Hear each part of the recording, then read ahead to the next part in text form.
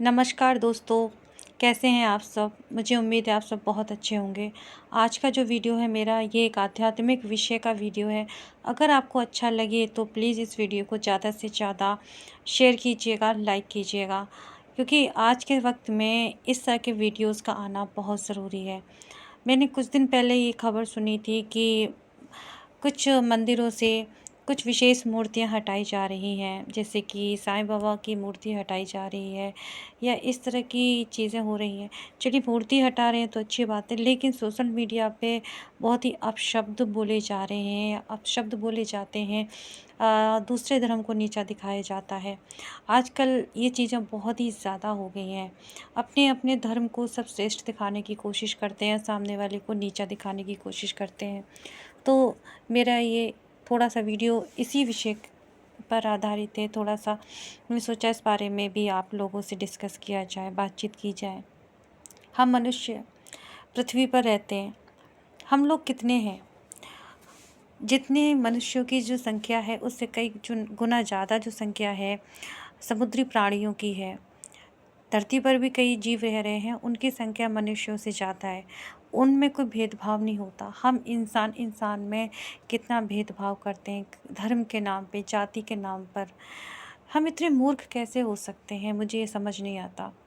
अपनी मूर्खता को लोग प्रमाणित करने पे तुले रहते हैं जब भी वो जाति, धर्म की बातें करते हैं। अपने अपने धर्म को श्रेष्ठ दिखाते हैं, सामने वाले को नीचा दिखाते हैं। तो ये सिर्फ़ उनकी मूर्खता का परिचय होता है। अगर ब्रह्मांड में देखा जाए, ऊपर अगर आप देखते हैं सैटेलाइट से आप देखें पृथ्वी, तो पृथ्वी का छोटा-सा एक बिंदु मात्र दिखती है। उस बिंदु में भी मनुष्य का कहीं अस्तित्व दिखता भी नहीं है उस बिंदु में। और दूर अगर निकल जाए हम ब्रह्मांड के किसी छोर पे, तो पृथ्वी उस बिंदुनुमा भी नहीं दिखाई देती है।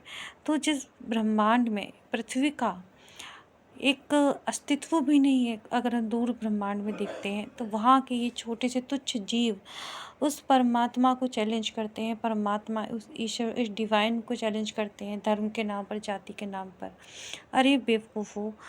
ईश्वर की इस एनर्जी को फ़ील करो, ईश्वर की इस एनर्जी को देखो। भगवान, ईश्वर, गॉड, अल्लाह कोई इतना छोटा-सा नहीं है कि जिसने बस धरती बना दी, इंसान की रचना कर दी, बस हो गया, या 4-6 किताबें लिख दी और सब कुछ हो गया। क्या ईश्वर इतना छोटा है? अगर इतना छोटा होता तो उसे इतने ब्रह्मांड की रचना करने की आवश्यकता ही नहीं पड़ती।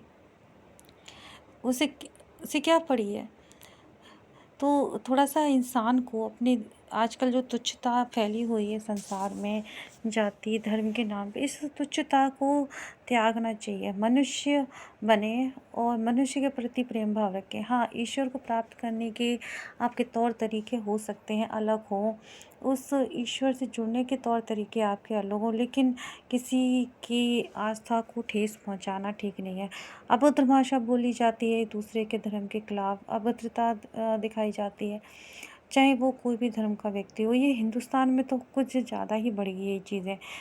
लगता ही नहीं कि भारत वो पहले जैसा भारत देश रहा है जहाँ सब लोग प्रेम भाव से रहा करते थे, प्यार से रहते थे।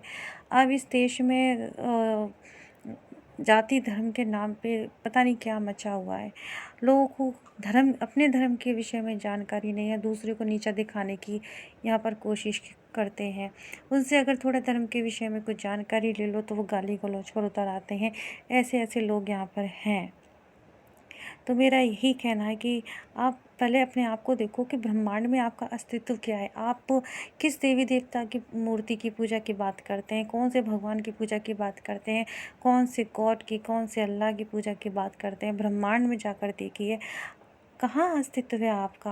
आप कहाँ आपको अपने अस्तित्व दिखाई दे रहे हैं। जब तुम्हें तुम्हारा खुद का अस्तित्व नहीं दिखाई दे रहा, तुम उस डिवाइन को चैलेंज करने चल रहे हो, डिवाइन को चुनौती दे रहे हो जिसने पूरे ब्रह्मांड की रचना की है। तो ये कुतर्क जो आजकल हो रहे हैं ना, ये समझ से थोड़े से परे हैं। अध्यात्म से जुड़ना चाहिए लोगों को। जब इंसान अध्यात्म से जुड़ता है तो इस तरह की तुच्छ मानसिकता से वो बाहर निकलता है। आज के समय में ऐसे तुच्छ मानसिकता लोगों की हो गई है कि उसे शब्दों से बयान नहीं किया जा सकता। तो मेरा यही अनुरोध है कि आप लोग अगर जाति धर्म के नाम पे लड़ रहे हैं, अपने आप को श्रेष्ठ दिखा रहे हैं, चाहे आपका कोई भी धर्म है, तो ये मिथ्या है, बेवकूफ़ी है। क्योंकि कोई भी व्यक्ति है, कोई भी इंसान है, अपने आप को ब्रह्मांड के आधार पर देखें, जहाँ पृथ्वी का ही अस्तित्व नगण्य है, शून्य है, तो वहाँ आपका क्या अस्तित्व है। और पृथ्वी पर ही आप देख लीजिए, आप पृथ्वी पर ही इतने सारे जीव जंतु हैं, उनके आगे आप, उनकी संख्या के आगे इंसानी संख्या कुछ है ही नहीं। जिसमें भी अगर आप अपने धर्म को काउंट करते हैं तो उसका तो कोई वजूद ही नहीं है। समुद्री जीवों को देख लीजिए, इतना विशाल का ये समुद्र है, और वहाँ पर आपका क्या अस्तित्व है। आपके गॉड, ईश्वर, भगवान का क्या अस्तित्व है। और इंसानों से अच्छे तो आजकल पशु पक्षी जीव जंतु हो गए। कम से कम वो जाति धर्म के नाम पे लड़ते तो नहीं है, उनमें एकता इंसानों से अधिक है। इंसानियत इंसानों में ख़त्म हो गई है, जानवरों में आ गई है, पशु पक्षियों में आ गई है।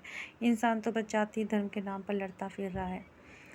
तो ये तुच्छ मानसिकता से आप लोग कब बाहर निकलेंगे। तुच्छ मानसिकता से निकलने की आज के वक्त में बहुत ज़रूरत है।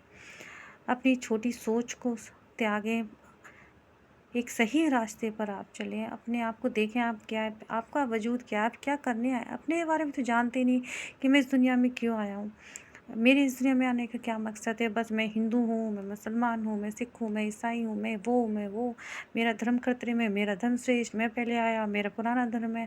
एक ये ऐसा शब्द चल गया है, सनातन सनातन सनातन, जिन्हें सनातन का अर्थ तक नहीं पता कि सनातन का अर्थ क्या होता है। सनातनी सनातनी चलते रहते हैं, करते रहते हैं।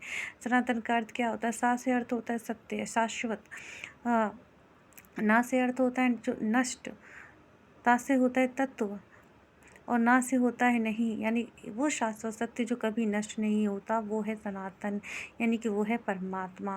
और उस पर विश्वास करने वाला हर व्यक्ति सनातनी है। वो कोई भी हो सकता है, किसी भी पूजा पाठ के माध्यम से उस पर भरोसा करता हो, कोई भी धार्मिक पुस्तक करता हो, तो किसी भी माध्यम से हो, लेकिन जो उस डिवाइन पे भरोसा करता है, जो उस परमात्मा पे भरोसा करता है, हर वो व्यक्ति सनातनी है। ना कि राम कृष्ण तो माता रानी इनकी पूजा करने वाला सनातनी है।